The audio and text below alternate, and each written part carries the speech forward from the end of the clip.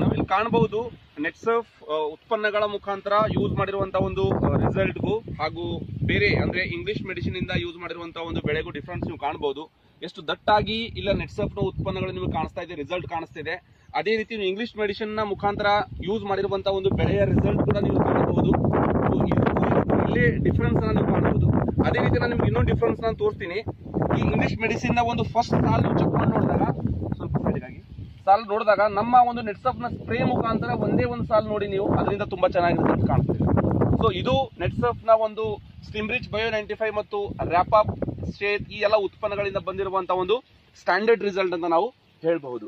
So ನೀವೇನ್ ಹೇಳಲು ಇಷ್ಟಪಡ್ತೀರಾ? ನಿಮ್ಮ ಸುತ್ತಮುತ್ತ ಇರುವಂತಹ ಜನರಿಗೆ ನೀವು ಈ ಉತ್ಪನ್ನದ ಬಗ್ಗೆ ಇನ್ನೂ ಮಾಹಿತಿ ಕೊಡಲು ಇಷ್ಟಪಡ್ತೀರಾ ಅಥವಾ ಏನ್ ಹೇಳಲು ಇಷ್ಟಪಡ್ತೀರಾ? ನೋಡ್ತೀವಲ್ರಿ, ಇವಾಗ ನೋಡ್ತೀವಲ್ಲ ಪಕ್ಕದಾಗೆ ಇಂಗ್ಲಿಷ್ ಮೆಡಿಸಿನ್ಸ್ ಇದು ನಿಮ್ದು, ಮತ್ತೆ ನೋಡಕ್ ಅನ್ನೋದೇನೈತಿ, ಹೇಳಕ್ ಅನ್ನೋದೇನೈತಿ, ಇದರಿಂದ ಎಲ್ಲ